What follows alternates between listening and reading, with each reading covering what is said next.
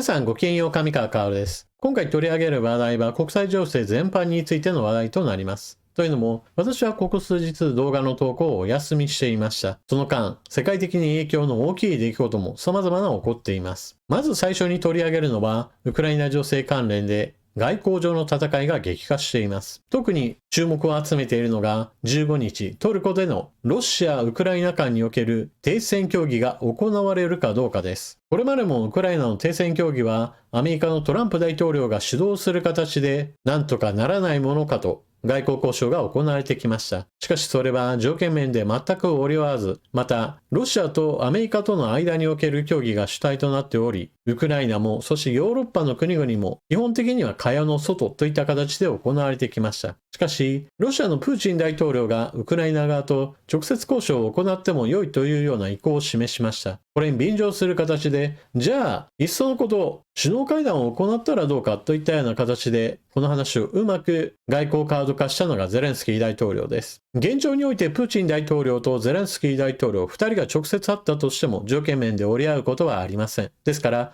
会ったからといって停戦協議が成立し、これにて戦争が終わるといったようなことはまず考えられません。しかし、ゼレンスキー大統領にとっては、うまくいってもいかなくてもどちらにとってもウクライナの国益になるように話が進められています。というのも、先ほども述べたように、これまでの停戦協議の主体は、アメリカ、ロシアとの間における話し合いが主となっており、ウクライナが直接関わるわけではありませんでした。しかし、それによって何かが決まるわけでもなく、トランプ大統領もさすがにプーチン大統領にもてあそばれていることをここ最近は表明するようになっています。そこに来て、ウクライナとしても何も停戦の意思がないわけではない。条件さえきちっと詰めることができれば、話し合いの余地があることを示すといったことを行動で示す必要があります。だからこそ、ウクライナのゼレンスキー大統領はトルコにて直接首脳会談を行おうとロシア側に投げかけました。この誘いにプーチン大統領が乗らないのであれば、プーチン大統領は条件さえ整えば停戦できるような話をしつつも、実際には全く行動しないではないかといった具合にして、ロシアを正々堂々と批判しつつ、アメリカのトランプ大統領の意向も傷つけないで済みます。そしてうまくいったらいったで、今度はトランプ大統領自身もトルコにやってくる可能性があります。トランプ大統領は自分が行くことによって話が進むようであれば、自分も行くことを十分考えることを表明しています。実際に行くかどうかについては全く未確定ではありますが、現在トランプ大統領は中東湾岸諸国の訪問を行っており、日程調整さえすればトルコ行きは非常に行きやすい状況となっています。ですから、ゼレンスキー大統領は、プーチン大統領が来ようが来まいが、まずはトルコに行って、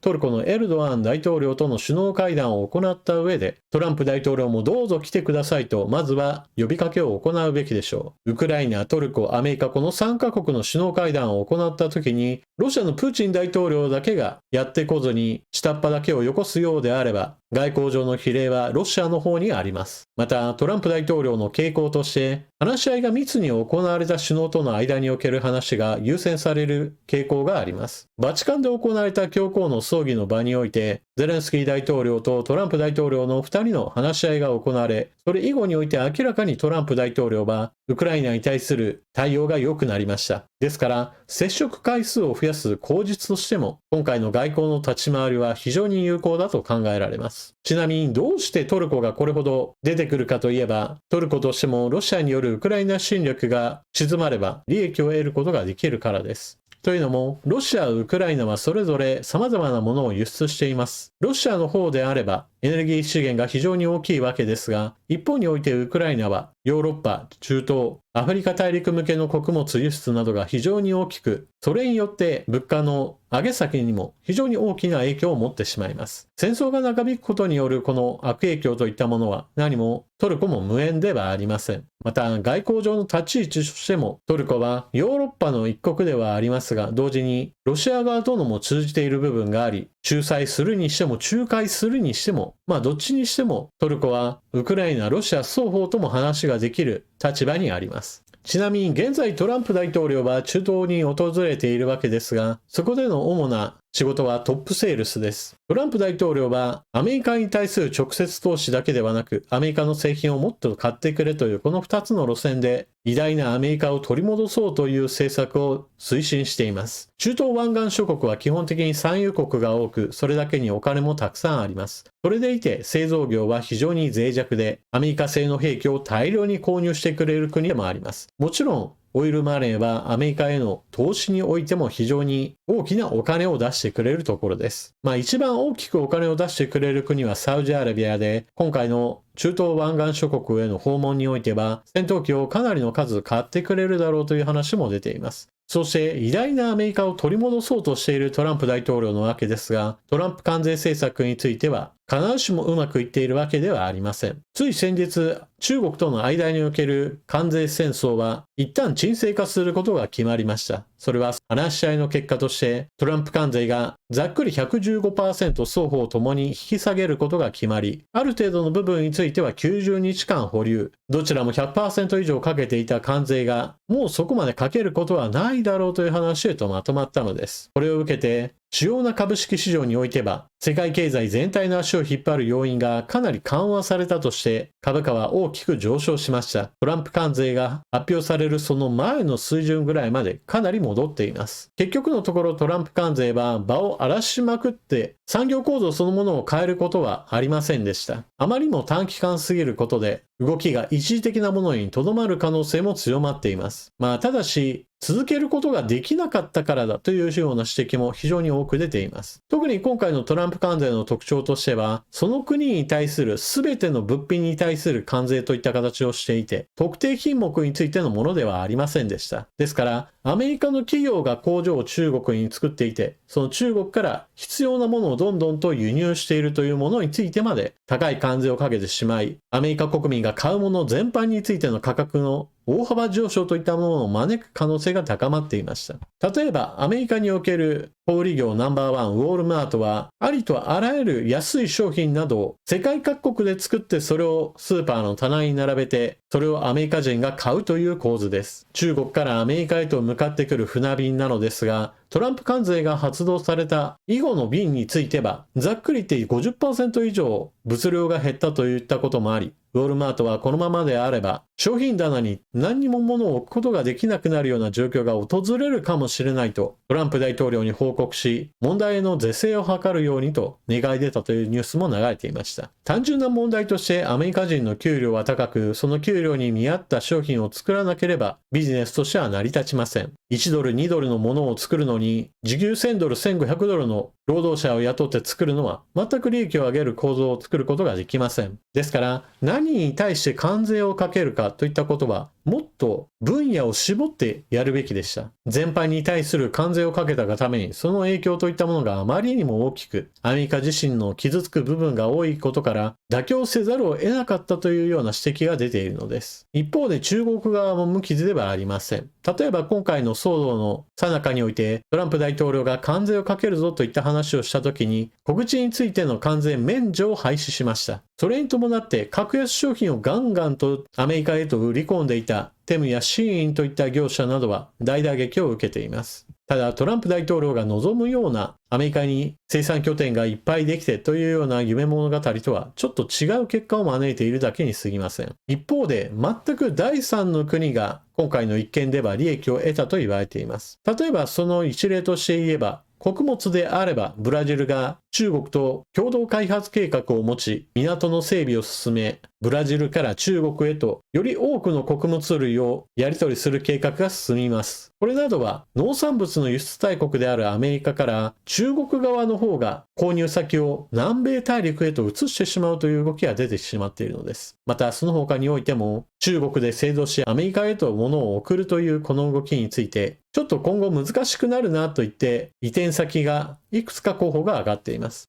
その代表例として挙げられているのがインドやベトナム、インドネシアなどです。やはりこちらの方もトランプ大統領の望むように製造拠点をアメリカへと戻せといった話とは全く願い叶わずといった形となっています。ただしトランプ大統領とは関係のないところでアメリカの企業はまだまだ勝ち組であり続けます。というのも、物のやり取りの問題において、ちょっと話が抜けているのが、デジタル赤字やデジタル黒字と呼ばれるようなインターネットサービスやソフトウェア、様々な物質を伴わないものも、かなりお金のやり取りが頻繁で、それらはアメリカ企業が世界市場をかなり圧倒的に支配しています。これからも米中との間における先端産業競争といったものは続くわけですが、本来であればこの分野における戦いでトランプ関税をうまく使うべきだったと私は思います。そしてもう一つトランプ関税の大きな問題は、覇権を狙う中国だけではなく友好国に対する関税も使いまくってしまった。このことはアメリカの信用を大きく落とす行為だと思います。信用というのは決して目に見えるものではありません。